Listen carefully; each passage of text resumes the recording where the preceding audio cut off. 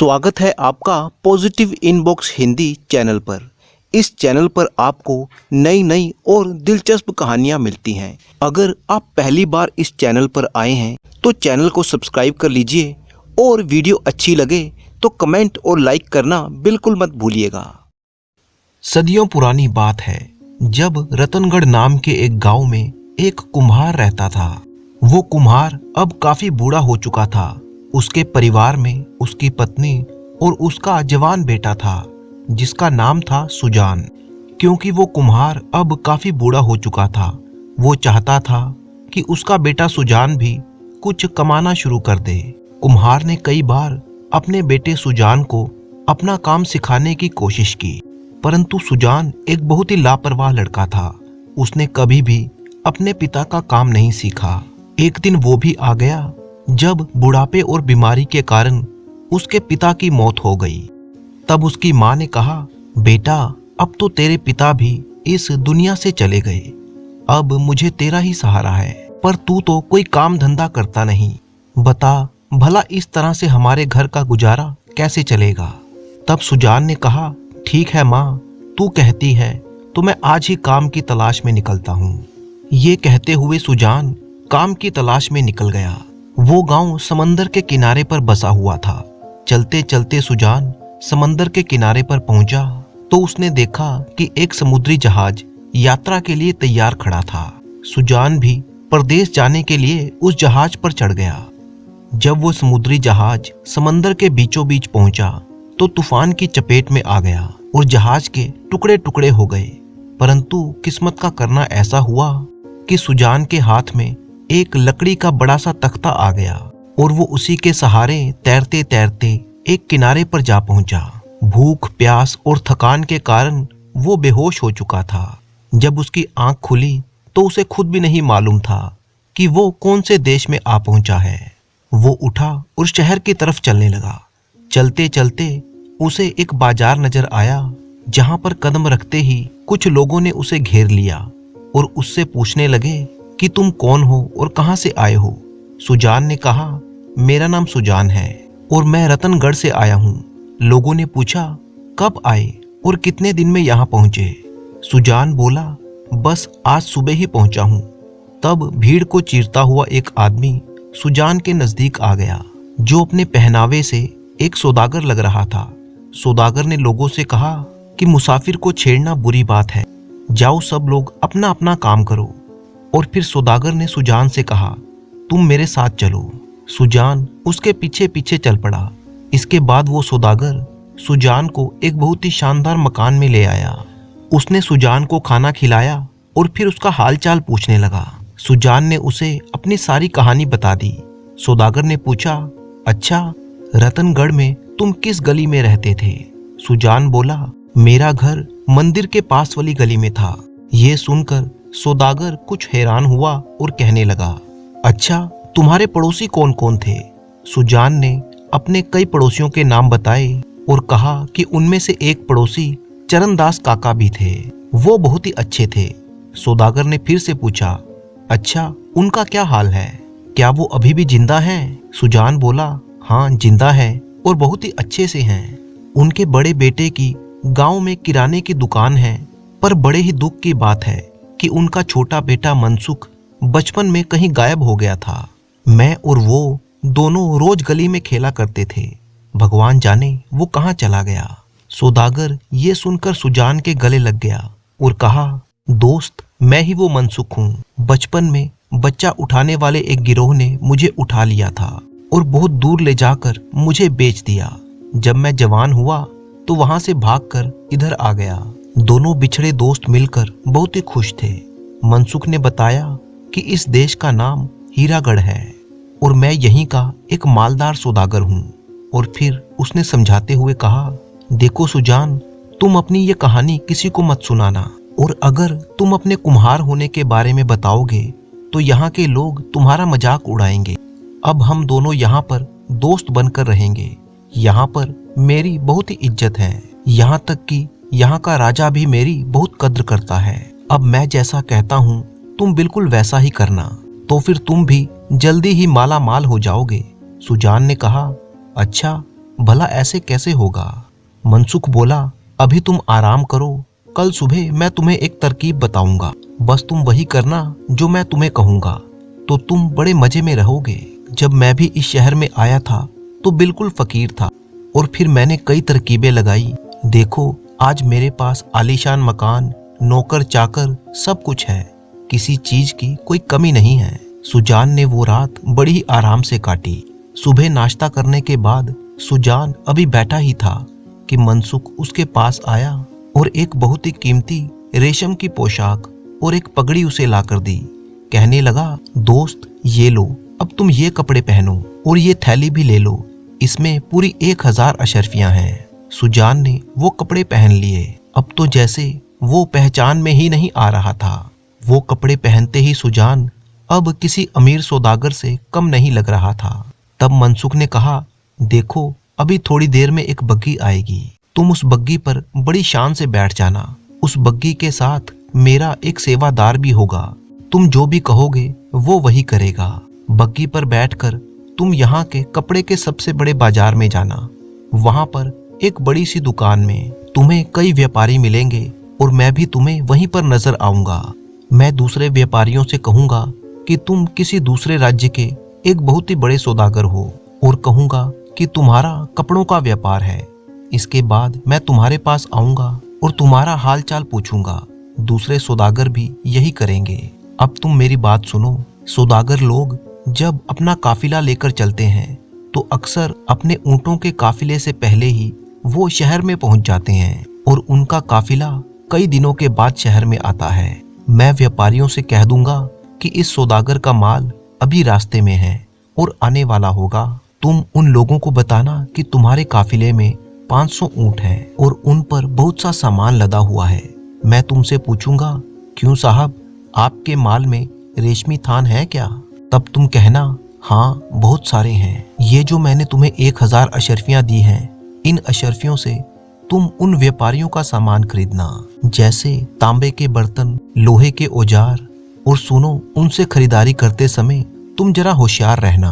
अगर तुम्हें कोई सामान का दाम 10 अशर्फियां बताए तो तुम 8 अशर्फियां कहना। सुजान ने कहा, अरे भाई, मैं तो सिर्फ 1 अशर्फी कहूंगा, क्योंकि अशर्फी तो सोने की होती है। ये सुनकर मनसुख ने कहा, अच्छा चलो, तुम रहने दो, मैं इस बात में भी तुम्हारी वहां पर मदद कर दूंगा और तुम्हें माल खरीदना और बेचना सिखा दूंगा। बस मैं तुम्हें एक होशियार सौदागर बना दूंगा। और सुनो, जब तुम्हारा काफिला 1 महीने के बाद भी ना पहुंचे तो तुम कह देना कि वो रास्ते में ही लुट गया। इसके बाद सुजान अपनी रेशम की पोशाक पहने हुए बाजार में जा पहुंचा। ना किसी को पूछा ना बताया और झूमता हुआ वो एक बड़ी सी दुकान में जा पहुंचा। वहीं पर मनसुख सौदागर भी मौजूद था। वो ऐसे बैठा था जैसे वहां का राजा हो। सुजान को देखते ही वो अपनी जगह से उठा और झुककर उसने सुजान को सलाम किया। वहां और भी कई व्यापारी बैठे थे, उन सब ने भी झुककर उसे सलाम किया। इसके बाद मनसुख ने बाकी सभी व्यापारियों के कान में कुछ खुसर पुसर की और फिर उन सब लोगों को बिठा दिया। सुजान से पूछने लगा, मालिक, आपका माल कहाँ पर है? सुजान ने कहा, आसमान के नीचे और जमीन के ऊपर, यानी रास्ते में चला आ रहा है। दूसरे व्यापारी ने पूछा, आपके काफिले में कितने ऊंट हैं? सुजान बोला, जब काफिला पहुंच जाएगा तो आप खुद ही गिन लेना, लंबा सफर है, रास्ते में कई ऊंट मर भी जाते हैं, अब क्या पता यहाँ पर कितने पहुंचेंगे। बाकी सब व्यापारी हैरान रह गए। एक ने कहा, अक्लमंद आदमी हमेशा अक्लमंद ही होते हैं। भाई साहब, आपके काफिले में रेशम के थान हैं? सुजान ने कहा, रेशम के थान तो बेहिसाब हैं। मनसुख ने पूछा, और उसमें क्या क्या है? सुजान बोला, रेशम के थान, मखमल के थान, सोने चांदी के बर्तन, सोने चांदी के गहने, हीरे जवाहरात, सब कुछ है। अब तो बाकी सभी व्यापारियों को ये यकीन हो गया था कि सुजान कोई बहुत बड़ा सौदागर है। अभी ये सब बातें चल ही रही थी कि तभी एक फकीर उसकी दुकान में झोली फैलाए हुए आ गया और उनसे भीख मांगने लगा।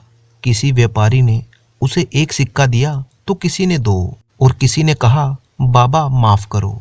जब ये फकीर सुजान के सामने पहुंचा तो उसने अपनी अशर्फियों की थैली में से मुट्ठी भर कर उस फकीर की झोली में डाल दी। अब तो वहां मांगने वालों की पूरी भीड़ घुस आई थी। सुजान ने मुट्ठी भर भर कर सबको अशर्फियां बांटी जब तक कि उसकी थैली खत्म ना हो गई। अब तो शहर में उसका नाम 2 दिन में ही मशहूर हो गया। सौदागर, व्यापारी, दुकानदार, फकीर, हर कोई यही कहता कि सुजान के बराबर कोई सौदागर इस दुनिया में पैदा नहीं हुआ। फकीरों में दान देने के लिए सुजान जिस भी सौदागर से कर्ज मांगता वो फौरन दे देता। मनसुख ने जब ये हाल देखा तो बहुत ही घबराया। एक शाम मनसुख सुजान को अपने कमरे में ले आया और कहने लगा, तुम ये सब कुछ क्या गड़बड़ कर रहे हो? ये जो तुम दूसरे व्यापारियों से कर्ज ले रहे हो, इसे वापस कैसे करोगे? सुजान ने कहा, क्यों, कर्ज वापस कैसे नहीं होगा जब मेरा काफिला 500-600 ऊंटों का है और उन पर लाखों का माल लदा हुआ है। जब वो आएगा तो मैं सारा कर्ज अदा कर दूंगा। मनसुख नाक चिढ़ाते हुए कहने लगा, कैसा काफिला? कौन सा काफिला? तुम्हारा कोई काफिला नहीं आ रहा। सुजान ने हैरानी से कहा, ये तुम क्या कह रहे हो? मेरा काफिला आ रहा है, तुम नहीं जानते? बहुत लंबा काफिला है, ऊंट के पीछे ऊंट, सब आहिस्ता आहिस्ता चले आ रहे हैं। अब तो 1 हफ्ते के अंदर अंदर वहां के कई सौदागरों से सुजान 50,000 अशर्फियां उधार ले चुका था और उनको फकीरों में बांट चुका था। उसने बाकी व्यापारियों से कोई माल नहीं खरीदा, जैसा कि उसके दोस्त मनसुख ने उसे समझाया था, और सारी दौलत बस यूं ही उड़ा दी। सुजान का ये जवाब सुनकर मनसुख को गुस्सा आ गया और कहने लगा, तुम तो 1 नंबर के बेवकूफ हो, जरा होश में आओ। अगर तुम इसी तरह से कर्ज लेते रहे और यूं ही भिखारियों को दान करते रहे तो मुझे सबको बताना पड़ेगा कि तुम एक कुम्हार के बेटे हो और सबको धोखा दे रहे हो। सुजान ने कहा, हाँ हाँ जरूर कह दो, मगर याद रखना तुम्ही ने बाकी व्यापारियों से कहा था कि मैं एक बहुत बड़ा सौदागर हूँ और मेरे काफिले में सैकड़ों ऊंट हैं। ये सब कुछ सुनकर मनसुख जल भुन गया और गुस्से में पैर पटकता हुआ वहां से बाहर आ गया।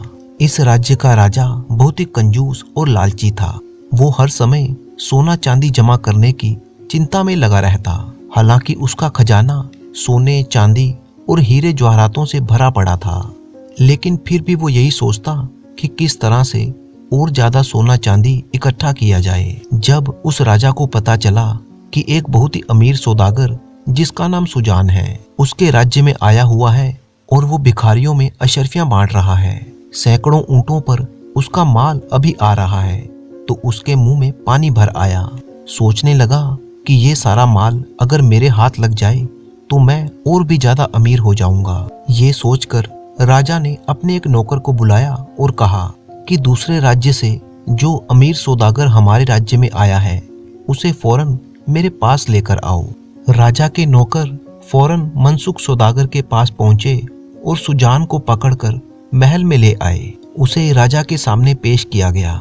सुजान ने कहा, मैं रतनगढ़ का सौदागर हूँ, मेरे काफिले में सैकड़ों ऊंट हैं जिन पर रेशम का कपड़ा, मलमल के थान, सोने और चांदी के बर्तन, सोने चांदी के गहने और भी बहुत सा कीमती सामान लदा हुआ है। ये सुनकर राजा खुशी से फूला न समाया और दिल ही दिल में सुजान की सारी दौलत पर कब्जा जमाने का उपाय सोचने लगा। ये सब पूछने के बाद राजा ने सुजान को विदा किया और फिर अपने मंत्री को बुलाया। उसने मंत्री से कहा, देखो मंत्री, मैं चाहता हूँ कि ये सोने की चिड़िया किसी दूसरे के हाथ ना लग जाए, मैं ही इसे फंसा लूं। ये परदेसी बहुत बड़ा सौदागर है, इसके काफिले में सोना, चांदी, हीरे, मोती सब कुछ है। मैं चाहता हूँ कि अपनी बेटी की शादी इसके साथ करके इसे अपना दामाद बना लूं। मंत्री कहने लगा, हजूर, मालूम नहीं ये कौन है, यूं बगैर जाने राजकुमारी की शादी इससे करना ठीक नहीं होगा। ये सुनकर राजा को गुस्सा आ गया। वो कहने लगा, तुम क्या चाहते हो कि मैं अपनी बेटी की शादी सुजान से ना करूं? मुझे पता है कि तुम ऐसा क्यों कह रहे हो, क्योंकि तुम चाहते हो कि मैं अपनी बेटी की शादी तुम्हारे बेटे से कर दूं। मंत्री ने मुस्कुराते हुए कहा, हाँ हजूर, बिल्कुल ठीक समझा आपने। राजा बोला, ये कभी नहीं हो सकता, क्योंकि तुम्हारे बेटे को मैं अच्छी तरह से जानता हूँ, वो एकदम निकम्मा और बेवकूफ है।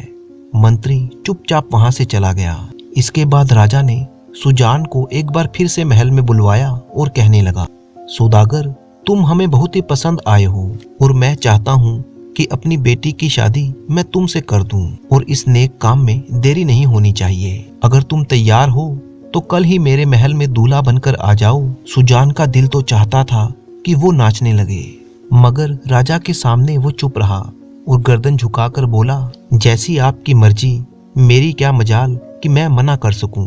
और फिर क्या था, अगले दिन सुजान दूल्हा बना, राजकुमारी दुल्हन बनी और दोनों की शादी कर दी गई। महल में खूब गाना बजाना हुआ, पूरे शहर में मिठाइयां बांटी गई। दूसरी तरफ मनसुख बिल्कुल चुप था। डर के मारे उसके पसीने छूट रहे थे। 3-4 दिन तक वो अपने घर से बाहर ही नहीं निकला, क्योंकि पूरे शहर में बस उसी को मालूम था कि सुजान कोई सौदागर नहीं है, बल्कि एक गरीब कुम्हार है। राजकुमारी कुसुमलता एक बहुत ही सुंदर और नेकदिल लड़की थी। वो एक ठंडे दिमाग वाली और सच्चे दिल की लड़की थी। वो तो नौकरों से भी मुस्कुरा कर बात करती। सुजान को राजकुमारी कुसुमलता बहुत ही पसंद आई और राजकुमारी को भी सुजान बहुत ही अच्छा लगा। सुजान राजकुमारी को ऐसे ऐसे किस्से सुनाता कि वो हंस हंस कर लोटपोट हो जाती। दिन रात वो दोनों खुश रहने लगे। राजकुमारी को गीत संगीत का भी बहुत शौक था। वो ऐसा सितार बजाती कि सुजान उसका सितार सुनकर झूम उठता। महल के दास दासियां, नौकर चाकर सभी इस जोड़े से बहुत ही खुश थे, क्योंकि सुजान रोज उन्हें इनाम में कुछ न कुछ दिया करता था। शहर के फकीर और भिखारी भी अब सुजान की तारीफ करते। वो महल के दरवाजे पर आते और एक एक अशर्फी लेकर चले जाते। मगर कुछ लोग इस शादी से परेशान भी थे, और वो थे शहर के कई व्यापारी जिन्होंने सुजान को कर्जा दे रखा था, क्योंकि वो सोच रहे थे कि अब उनका कर्जा कैसे वसूल किया जाएगा। सुजान तो अब राजा के महल में रहता था, वहां जाकर अपना कर्जा तो वापस नहीं मांग सकते। मनसुख भी इस बात से बड़ा ही परेशान था। इधर सुजान का सबसे बड़ा दुश्मन था राजा का मंत्री। वो तो बरसों से इसी उम्मीद में था कि अपने बेटे की शादी वो राजकुमार से करवा देगा और फिर राजा के मरने के बाद उसका बेटा ही सिंहासन पर बैठेगा। परंतु सुजान ने आकर उसका सारा खेल बिगाड़ दिया था। राजा ने अपने खजांची से ये कह रखा था कि उसका दामाद यानी सुजान जो कुछ भी उससे मांगे वो दे दिया करे, क्योंकि राजा को हर सुबह यही उम्मीद थी कि सुजान का काफिला आज आता ही होगा और फिर वो सुजान के कीमती रेशम के थान, हीरे, सोने, चांदी के जेवर सभी अपने खजाने में रखवा देगा। इस तरह उसे एक अशर्फी के बदले 100 अशर्फियों का फायदा होगा। मगर काफिला तो क्या, काफिले की कोई खबर तक नहीं आई। एक दिन राजा ने अपने खजांची को बुलाया, क्योंकि वो मालूम करना चाहता था कि सुजान अब तक खजाने में से कितनी दौलत ले चुका है। खजांची जब राजा के पास पहुंचा तो राजा ने उससे पूछा कि मेरा दामाद सुजान अब तक कितनी दौलत खर्च चुका है। खजांची ने हिसाब किताब लगाया और राजा को बताने लगा, हजूर, आपके दामाद ने पहले दिन 109 अशर्फियां, दूसरे दिन 211 अशर्फियां, तीसरे दिन 300 अशर्फियां, इस तरह से वो अब तक 4000 अशर्फियां निकाल चुके हैं। ये सुनकर राजा के होश उड़ गए। अब तो राजा को चिंता रहने लगी कि काफिला जो अभी तक नहीं पहुंचा था। अब तो राजा बहुत ज्यादा घबराने लगा। उसने अपने मंत्री को बुलाया और कहने लगा कि अगर सुजान के यही लक्षण रहे तो एक दिन हमारा सारा खजाना खाली हो जाएगा। अब तुम ही बताओ कि मैं क्या करूं। इस काफिले का तो अभी तक कोई अता पता नहीं है। मंत्री कहने लगा, महाराज, दाल में जरूर कुछ काला लगता है। आप राजकुमारी जी से कहिए कि वो किसी तरीके से सुजान से ये मालूम कर ले कि उसकी सच्चाई क्या है। क्या कोई काफिला आ भी रहा है या सिर्फ अफवाह उड़ाई गई है। राजा ने उसी समय राजकुमारी को बुलाया और उसे अपनी परेशानी बताई और कहा कि बेटी, तुम किसी तरीके से सुजान की असलियत का पता लगाओ कि वो कौन है और उसका काफिला अभी तक क्यों नहीं पहुंचा। अगर काफिला आएगा तो कब तक आएगा। मंत्री भी उसे समझाते हुए कहने लगा, राजकुमारी जी, आपके पिता का खजाना अब खाली हो रहा है। दूसरी तरफ नगर के व्यापारी भी सिर पीट रहे हैं। एक सौदागर जिसका नाम मनसुख है, वो तो घबराकर शहर छोड़कर ही भाग गया है। मालूम नहीं कि वो कहाँ चला गया। अगर सुजान की सच्चाई मालूम नहीं पड़ी तो हम सब पर बड़ी मुसीबत आ जाएगी। राजकुमारी ने कहा, ठीक है पिताजी, मैं 1-2 दिन के अंदर आपको सारी सच्चाई मालूम करके बताऊंगी। आप घबराइए मत, सब ठीक हो जाएगा। उसी रात राजकुमारी ने सुजान को बहुत अच्छे अच्छे पकवान खिलाए और फिर प्यार से उससे पूछने लगी, मेरे प्यारे सुजान, क्या तुम्हें मुझसे कोई शिकायत है? सुजान ने कहा, नहीं राजकुमारी, मुझे भला तुमसे क्या शिकायत होगी, तुम ये कैसी बातें कर रही हो। तब राजकुमारी ने कहा, अच्छा तो फिर मैं जो पूछूंगी क्या तुम उसका ठीक ठीक जवाब दोगे? राजकुमारी, चाहे मेरा कोई सिर काट दे, मैं आपसे कभी झूठ नहीं बोलूंगा। राजकुमारी बोली, किसी की हिम्मत जो तुम्हें छू भी सके। अब अगर हम जिएंगे तो इकट्ठा, मरेंगे तो एक साथ। पर तुम मुझे एक बात बताओ कि तुम कौन हो और तुम्हारा काफिला कहाँ पर है? ये सुनकर सुजान पहले तो घबरा गया और फिर कहने लगा कि मैंने वादा किया है कि मैं झूठ नहीं बोलूंगा। तो सुनो राजकुमारी। इसके बाद सुजान ने अपनी सारी सच्चाई राजकुमारी को बता दी, शुरू से लेके अंत तक, बिल्कुल सच सच। और फिर आखिर में बोला, जहां तक काफिले की बात है वो तो अब तक चला ही नहीं, क्योंकि ये सब कुछ एक धोखा था। ये सुनकर राजकुमारी खूब हंसी और बोली, मेरे सरताज, तुमने हम सबको खूब बेवकूफ बनाया। सुजान ने कहा, हाँ वो तो है, पर काठ की हांडी कितनी बार चढ़ेगी, एक ना एक दिन तो मेरा भांडा फूट ही जाएगा और फिर तुम्हारे पिताजी मेरी गर्दन कटवा देंगे। अब तुम ही बताओ कि मेरी जान कैसे बचे। राजकुमारी एक बहुत ही समझदार और अक्लमंद लड़की थी। वो नहीं चाहती थी कि उसका बसा बसाया घर उजड़ जाए। कुछ देर सोचने के बाद वो बोली, सुनो, मैं तुम्हें 100 अशर्फियां दूंगी। 5 अशर्फियां तुम किसी पहरेदार को देना और उससे कहना कि वो राजा के अस्तबल से एक शानदार घोड़ा तुम्हें ला कर दे। बस तुम अंधेरी रात में उस पर बैठो और यहाँ से भाग जाओ, दूर, बहुत दूर, किसी दूसरे राज्य में जाकर तुम वहां पर ठहर जाना। तब तक मैं कोई तरकीब सोचूंगी और तुमको वापस बुलाने का इंतजाम करूंगी। रातों रात सुजान घोड़े पर बैठकर वहां से रफू चक्कर हो गया। दूसरे दिन राजकुमारी अपने पिता से मिलने गई, जहां पर मंत्री भी मौजूद था। राजा ने अपनी बेटी से कहा, मेरी लाडली, क्या खबर लाई हो? राजकुमारी ने गहरी सांस ली और अपने आप को संभालते हुए बोली, पिताजी, आधी रात के समय मेरी दासी ने मुझे उठाया और कहने लगी कि सुजान से मिलने के लिए कोई आया है। तब वो उठकर उस आदमी से मिलने के लिए बाहर चले गए। थोड़ी देर बाद जब मेरे पति वापस आए तो उनके हाथों में एक चिट्ठी थी। वो मुझसे कहने लगे कि मेरा काफिला रास्ते में डाकुओं ने लूट लिया है। काफिले के लोगों ने उन डाकुओं का डटकर मुकाबला किया और बहुत से लोग मारे गए। डाकू सारा माल लूट कर ले गए और उन्होंने ये भी कहा कि राजकुमारी, अब तुम मुझे जाने की आज्ञा दो। जो भी थोड़ा बहुत माल बचा है मैं उसे जमा करने की कोशिश करूंगा और फिर जितना जल्दी हो सके वापस आऊंगा। इसके बाद उन्होंने अपनी तलवार संभाली और चले गए। मैंने खिड़की से देखा, उनके साथ उनके कुछ साथी बाहर घोड़े पर उनका इंतजार कर रहे थे। उन सभी ने इतने कीमती कपड़े पहने थे जैसे हमारे मंत्री जी के पास भी नहीं है। वे लोग अपने साथ एक घोड़ा लाए थे।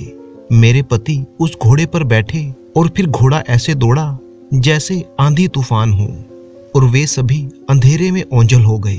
अब मेरी ईश्वर से यही प्रार्थना है कि वो जल्द से जल्द अपने काफिले का सामान लेकर वापस आ जाए। राजा ने जब अपनी बेटी के मुंह से ये बातें सुनी तो उसको इन सभी बातों पर विश्वास हो गया और पूछने लगा, बेटी अब हमें क्या करना चाहिए? राजकुमारी ने कहा, पिताजी वो कहकर गए हैं कि वो जल्दी ही वापस लौटेंगे। दूसरी तरफ सुजान अपने घोड़े को दौड़ाता हुआ चला जा रहा था। सुबह हो चुकी थी और वो बहुत ही थक चुका था। अचानक उसे एक कुआं दिखाई दिया। उसे प्यास लगी थी। उसने खुद भी पानी पिया और अपने घोड़े को भी पिलाया। कुछ कदम चलने के बाद उसको इतनी थकावट सी महसूस हुई कि उसने सोचा कि कुछ देर बैठकर आराम कर लिया जाए। एक पेड़ के नीचे बड़ी सी चट्टान के ऊपर वो बैठ गया। जैसे ही वो पत्थर पर बैठा, वो पत्थर अपनी जगह से खिसका और सुजान धड़ाम से एक सुरंग के अंदर जा गिरा। उसके गिरने से कई छोटे छोटे पत्थर भी सुरंग में आ गिरे। उन पत्थरों के टकराने से वहां पर रखी हुई एक कांच की बोतल फूट गई। उसमें से धुआं उठने लगा। अचानक हंसने की आवाज आई और उस धुएं ने एक आकृति का रूप ले लिया। आवाज आने लगी, मुझे इस कैद से आजाद करवाने के लिए आपका बहुत ही शुक्रिया। ये देखकर सुजान थर-थर कांपने लगा। सोचने लगा कि हे भगवान, मैं कौन सी मुसीबत में फंस गया। असल में वो एक प्रेत था जो कहने लगा, ऐ नेक दिल इंसान, तुम घबराओ मत, मैं प्रेतराज चक्रम हूँ। पर मैं कोई बुरा प्रेत नहीं हूँ, बल्कि मैं एक भला प्रेत हूँ जिसे एक तांत्रिक ने अपने फायदे के लिए अपने वश में कर लिया था। पर जब मैंने उसके बताए हुए बुरे काम करने से मना कर दिया तो उसने हमेशा के लिए मुझे इस बोतल में कैद कर दिया। तांत्रिक तो मर गया, पर पिछले 200 सालों से मैं इसी बोतल में कैद था। तुमने मुझे आजाद करवाया और मुझ पर बड़ा ही उपकार किया। घबराओ मत और मुझे बताओ कि मैं तुम्हारे लिए क्या कर सकता हूँ। प्रेत की बातें सुनकर सुजान को थोड़ा हौसला आया और वो कहने लगा, प्रेत भाई, मैं तो किस्मत का मारा हुआ एक इंसान हूँ जो मुसीबत से भागता फिर रहा हूँ। इसके बाद सुजान ने उसे अपना सारा किस्सा बताया।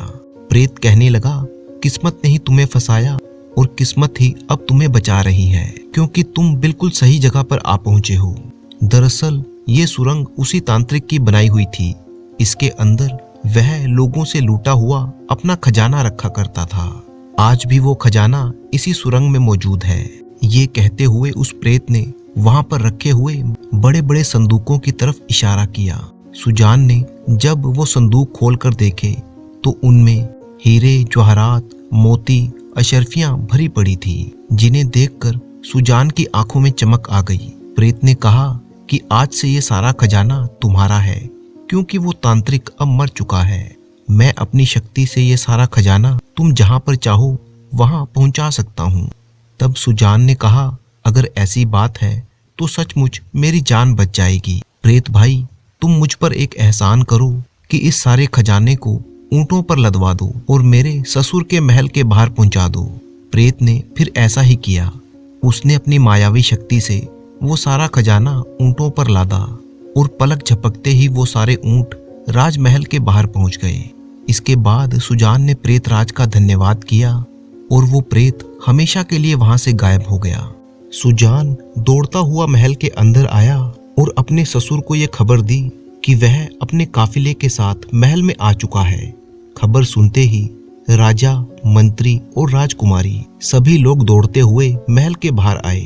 ऊंटों पर लदे हुए सोने, चांदी और हीरे मोतियों को देखकर राजा खुशी के मारे नाचने लगा। अब तो उसकी नजरों में सुजान की इज्जत और भी ज्यादा बढ़ गई थी।